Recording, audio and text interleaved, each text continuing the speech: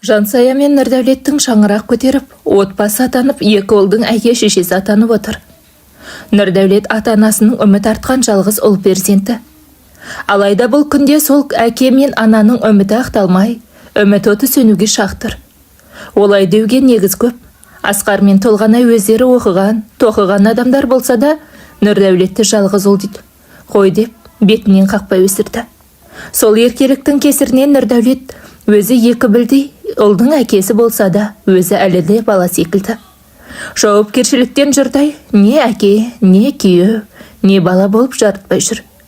Әлі де асыл әйел, әрі еркек, әрі қатын демекші.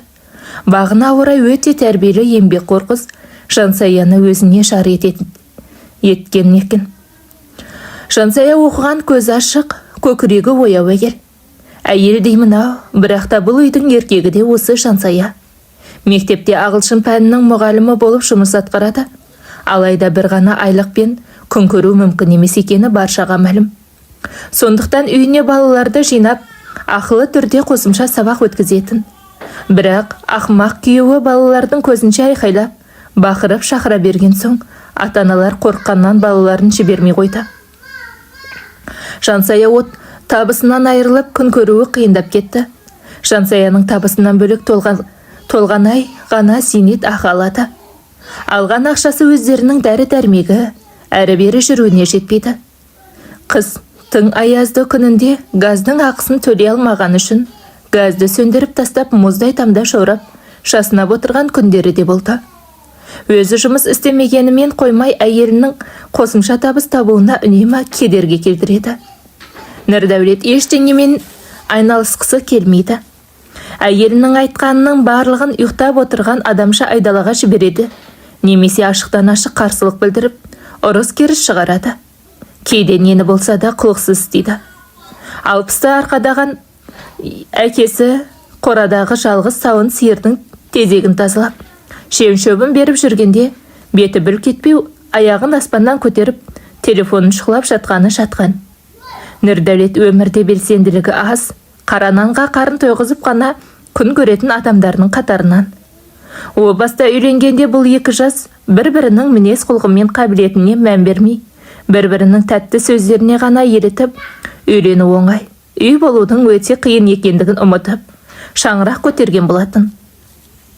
Енді міне, уақыт өте келе, бұрын байқалмаған кемшіліктеріне шыдай алмай ажырасып кетудің алдында тұр. Жансая қанша дегенмен тағдыр қиыншылықтарына қарсы тұра білетін рухы мықты әйел. Рас, Нұрдәулет қаражат тауып, жағдайын жақсартуға талпынбайды. Тіпті талпынғысы да келмейді. Барына қанағат тұтып жүре береді. Бірақ оған елдің барлығы жаңарған өмірден дәм татуға ұмтылып жатқанда, Жансая қарап тұра алама. Әркімнің ақ сәнді жиһазбен үлкен үйден дәмесі бар анық. Көнерген ескі үйдің орнына жаңа там соғу Жансаяның басты арманы. Алайда қара суға қара нанды батырып жеп жүрген адамға үй салуға жол болсын. Еркегінен ешбір құлшыныс болмаған соң, өз арманына қарай жалғыз өзі қадам басты. Балаларды үйден бездірген күйеуіне өкпелеп, енді оларды өз үйлеріне барып оқытып жүрді. Әрқайсының үйіне жаяулатып барып, үйіне қара түнде келген келіншек бұл жолы күйеуінен таяқ жеді. Жансая үнемі тіпті ең жақын құрбысына, тіпті өз анасына күйеуінің өзін ұратынын айтудан қымсынады.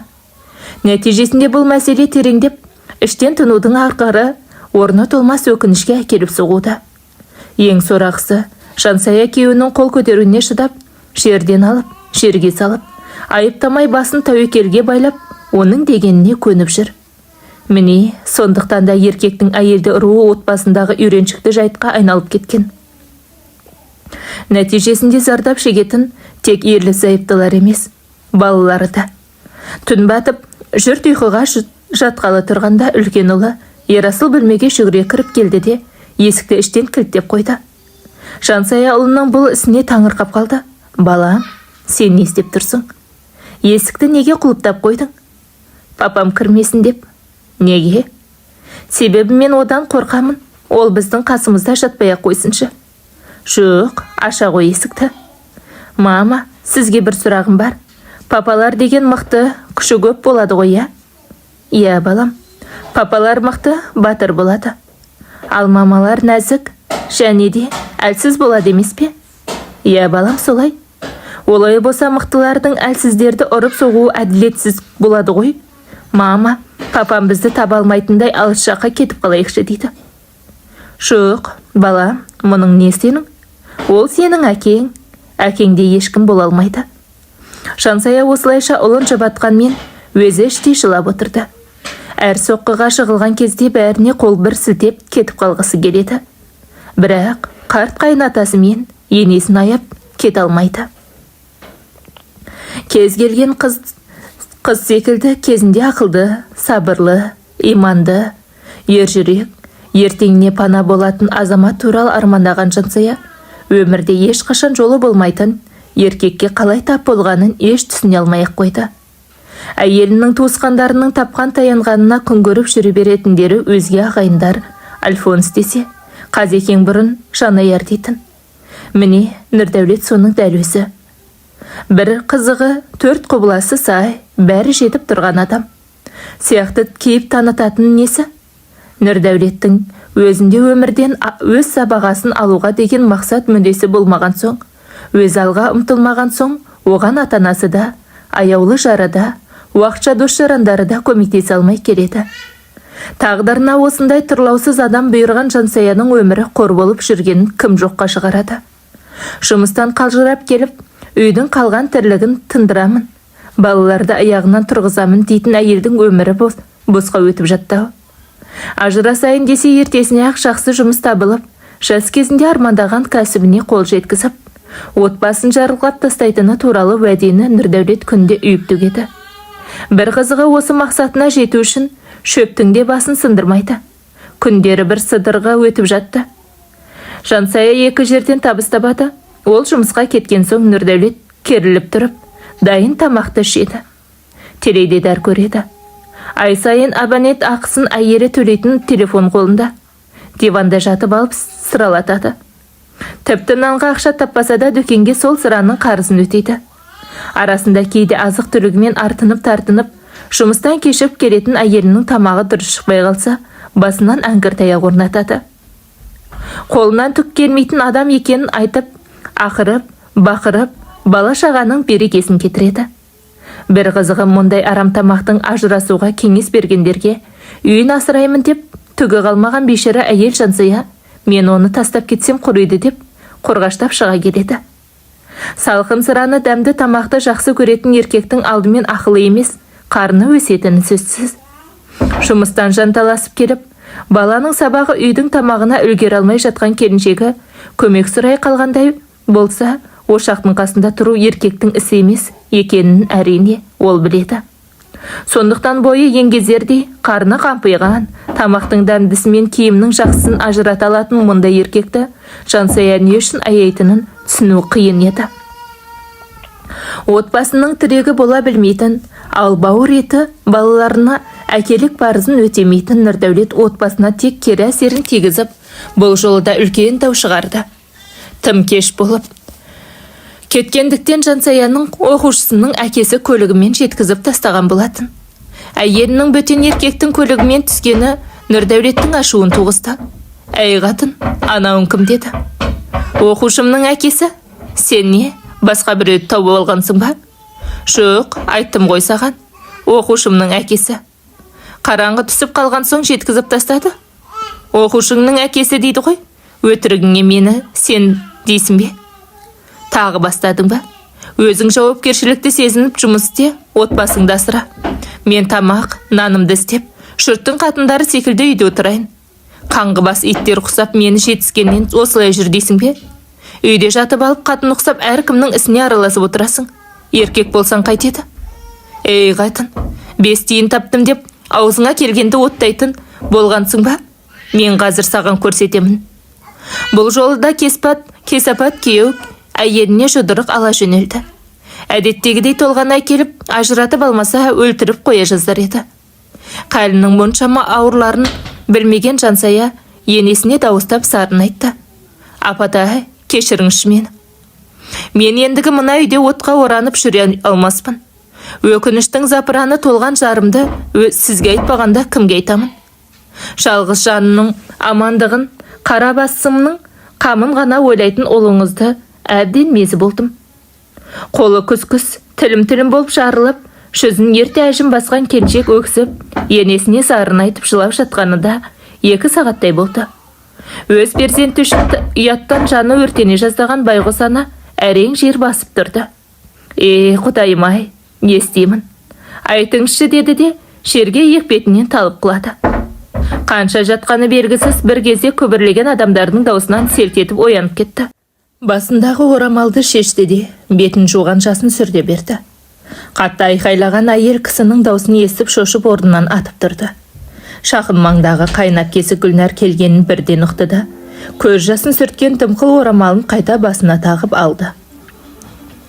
Аяқ қолы дірілдеп, тістері қалш-қалш етіп, беті күйеуінің жұдырығынан көгеріп, ісініп кеткен шаштары алба-жұлбасы шыққан келіншек, қайнап кесінің Нұрдәулетті жұлқылап жатқанын көріп, зәресі зәр түбіне жетіп тұрған еді. Соны байқаған жездесі, қайнап кесінің күйеуі, су ішеспе келін деп жаймен сұрады.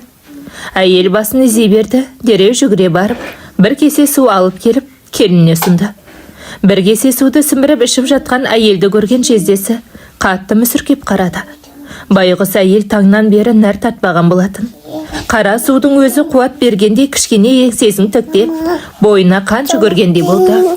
Қайнап кесі Нұрдәулетті жұлқылап алып келіп, әйелінен кешірім сұратқызды. Оңбаған, қане әйеліңнен кешірім сұра, бол қане деді. Жаным, мені кешірші. Келінжан, кешірімді бол. 2 балаңды ойласаңшы, тағы бір мүмкіндік беріп көрсең қайтеді. Енді кетемін деуші болма, жарайма деді. Жансая тамағына тығылған өксіктен сөйлей алмай, келіскенін білдіріп, басын изей беріп қоя берді. Бұрышта қан қысымы көтеріліп, деп әрең демалып отырған ата енесіне қарап, келісімін беріп, үндемей қайта шаруаларына кірісіп кетті. Нұрдәулет күн өткен сайын жарға жағымсыз, ұл қызға қадірсіз, ортаға сыйымсыз, күндіз қарным ашпаса, түнде жалғыз жатпасам деген ғана егайыс жауапкершілігін арқалағысы келмейтін шанаяр болып барады. Оның ойынша үйлену машақат, бала шағаны артық жүк, туыспен араласуды бекершілік секілді. Ешкімнің қақын бермесе де өз қақысын алғысы кеп, өзіне өзгенің көңілі аударғанын қалайтын адамға айналғаны әлдеқашан. Жансая әдетте қанша ұрыс шықса да тыпыңдап бәрін істеп жүре беруші еді. Бұл жолы күйеуіне өкпелеп, қабағын түйген күйі, ас суын алдына дүрсілдете қойып, өзі орнынан тұрып кетіп қалды. Оның мұндай қылығын көрмеген Нұрдәулет шыдай алмай, әй шешеңді, деп шымкенттерше бір боқтап жіберді. Әкең өлді ме, әлде шешең өлді ме? Не болды? Шайыңды дұрыстап бер, шаршап келдім деп. Қой бағып келген адам құсайып, айқайды салды. Сондағы атқарған шаруасы әпкесі айқайлап ұрсып кеткен соң әкесінің орнына сиырдың 2 күрек тезегін алғаны. Бұл жолы Жансаяға тіл бітті. Мен де жұмыстан шаршап келдім. Жұмысқа бардым, балабақшаңда балаңды алдым. 2-ші балаңды мектептен алдым. Тамағыңды пісірдім. Жанталасып үйіліп қалған кіріңді жуып қойдым. Енді маған не дейсің? Аузыңа қасықпен тамақ құяйын ба? Сен не қырып келдің? Түске қарай ұйқыңнан тұрып тамағыңды ішіп алып, тағы ұйықтайсың. Одан қалса теледидар қарайсың, кино көресің, интернет ақтарасың. Сенікі рахат өмір. Кешке тағы ұйықтайсың, балаңа да, тамағыңа да, басқасына да үлгеремін. Менікі неткен жан. Қолың бірдеңеге тисе үхілеп шыға келесің. Сен қатының тілің шығайын депті. Тілімді шығарған мына сенсің. Мына мәселеге әбден көзім жетті. Қазіргі кезде отбасының бүкіл мәселесін менің мойнымда екен. Еркекті сыйлау керек. Еркектің аты еркек. Ақша таппаса, оны бетіне баса бермеу керек. Еркекті жұмыстан келген соң аялап күтіп алып, тамағын алдына тосып тұру керек. Міне, осындай сөздерді адамнан күнде естіп естім. Бірақ сен де еркек, мына маған лайық па? Мен де жұмыс деймін, сен таппаған ақшаны мен табамын. Кешке жұмыстан сілем қатып кеп отырсам да, бала шағамның тамағын істеп, дастарханымды жайнатып қоюға тырысамын.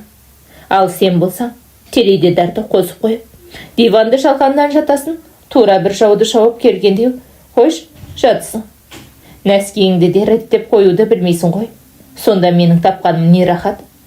Осындай өмірге лайықпын ба? Тамағыңды дайында, кіріңді жуып, қонағыңды күтіп, ағайын туысыңа жағынуымен үйді мұнтаздай етіп қойғанымның да ақысы бар шығар. Соған лайық сен де құрмет көрсетуің керек қой.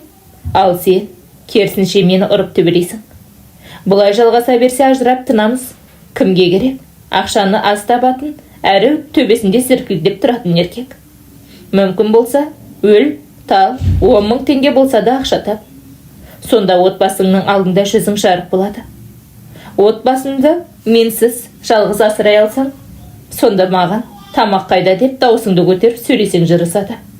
Ей қатын, абайла, бұл жолы аяп отырмаймын.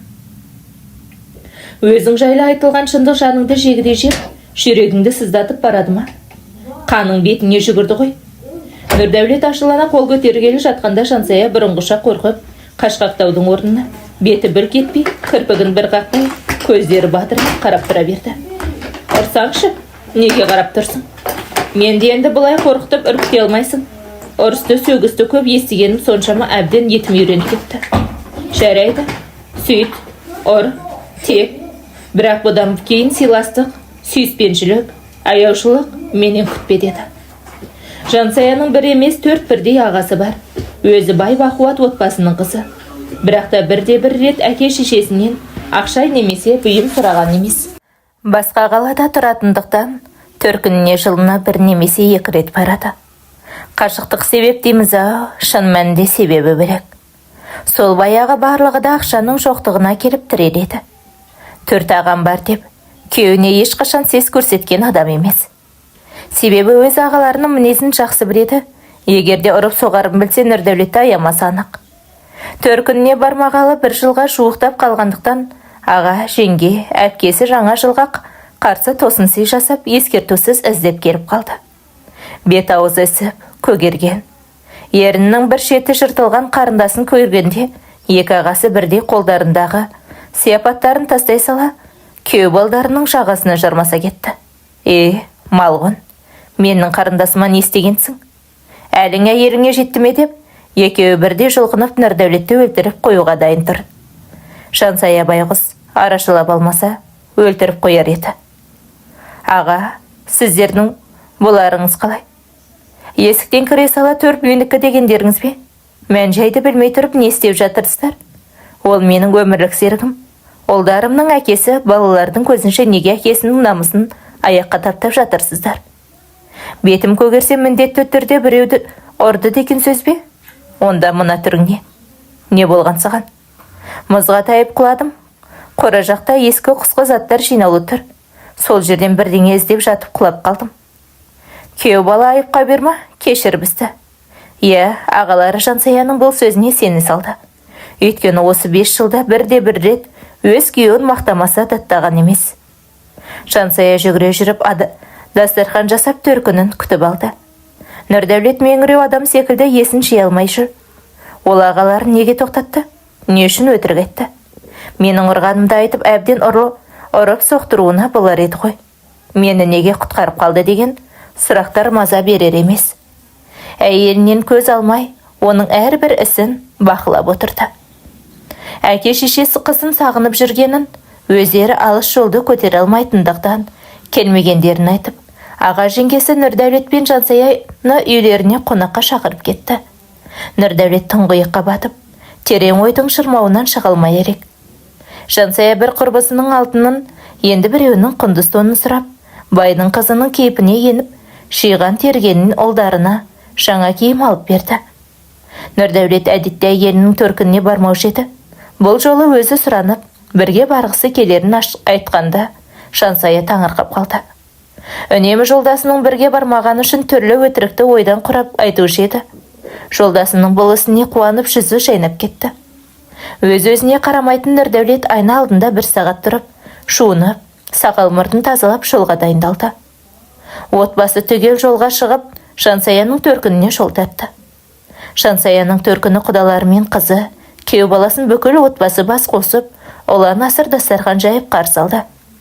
Алпамыс Жансаяның әкесі. Күйеу баласының арқасынан қағып, көргеніне қуанып, марқайып қалды. Күйеу бала, сенің де жұмыстан босайтын күнің бар екен ғой. Жұмыс дей бермей, әркез осылай қыдырып келіп тұрсаңдар болады ғой. Құда, осындай ұлды өсірген сізге рахметімді айтамын. Отбасын асырау үшін тыным таппайтын нағыз ер азамат менің күйеу баламдай болуы керек. Міне ұлдары өсіп келе жатыр, үй жайы бәрі бар. Керісінше, сізге мың алғыс Құда. Мұндадай ибалы, сабырлы қызыңызды тәрбиелеп бізге бергеніңізге. Нұрдәулет қайынатасының сөздерінен соң тіпті тұңғиық ойға батты да кетті.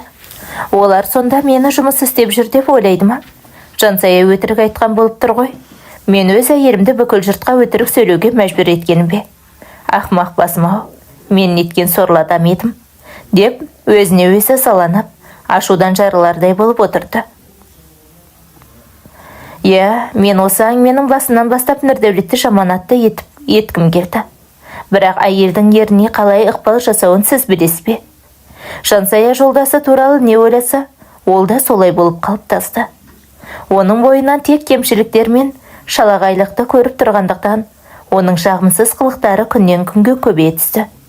Міне сондықтан аюдай күш-қуаты бар, жақсы күйеу атануға орасан қарым-қатын қабілеті бар еркектің өзі қатардағы мүйізді текеге айналды. Егер Жансая отағасын құрметтемесе, оны кім сыйлайды? Міне осы үшін де не туыстары, достары, әріптестері де қадірлемейтін болды. Бұлай айтқанда жұбайы ерінің маңдайының өзінің берген мінездемесін, өз сипатындағы берген бейнесін жазып қояды. Сосын осы маңдайда жазылған бейнеге қарай басқалар онымен қарым-қатынас орнатуды бастайды. Осылай әйел ойланбастан қаламмен үздіксіз жағымсыздықтарды жазып алады да, кейіннен өздері таң қалып жатады. Жансая қабырғасына сенбегендіктен, және оған жүрегін ашып, махаббатын сыйламағандықтан, оған да ешкім сенім артпады. Егер ол тіптен ондай сенімге толығымен лайықты жан болып табылса да, бәрібір сонда да оған айналасы күмәнмен қарайтын болды. Енді бұдан кейін қандай биікке жоғарылау немесе жаңа жұмысқа орнығу болады деп ойлайсыз? Егер отанасы әрдайым көңілі толмай жүрсе, онда еріне де, пәтеріне де, тағамына да, киіміне де, бәрі-бәріне қанағаттанбай жүреді. Тіптен әке-шешесі де ойындағысындай болмайды. Жансая шектен тыс жауапкершілікті өз мойнына артып алып, тек өзі, басқа ешкімді қажетсінбегендіктен Нұрдәулетте жауапсыз бола бастады. Әу баста Жансая бүкіл қажетті өзі етемей, тек өзі ғана табыс табуға ұмтылмай, басқаларға да міндет артып жүрсе, онда ол ондай қасиеттен арылып, кішкене қатайып, мұндай жаман қасиеттен арылар ма еді? Егер ақ Жансая күйеуінің жақсы қасиеттерін көріп, және соған ерекше көңіл аударып, соған акцент жасаса, онда ол қабілет көбейіп, өсе бастайды. Тіптен оған ешқандай негіз болмаса да дами түседі. Егер ол жауапты болу міндетті болмаса, да ол керісінше сондай болады. Басшы болмауы керек болса, кенеттен бастық болып кетеді. Кеште болса әйелінен өзіне деген сенім және сезімді сезінген Нұрдәулеттің өмірге деген көзқарасы өзгеріп, жауапкершілікті сезініп, жұмыс істеуге талпынып табыс таба бастады. Тіпті жеке кәсіпкер атанды десем сенесіз бе? Әйелін бақытқа бөліп, жақсы әке, жақсы перзент, жақсы жарға айналды. Мұның бәріне де ықпал еткен әрине ол Жансая. Сіздерге жеткізгім келген осы. Егер күйеуіңізге көңіліңіз толмаса, онда себебін үйіңізден іздеңіз. Және өзіңізден іздеңіз. Міне, осы іске бар күшіңіз бен уақытыңызды арнаңыз. Мысалы, ер адам еңбек еткісі келмейді, жалқаулық танытып, ешбір іске құлқыны жоқ.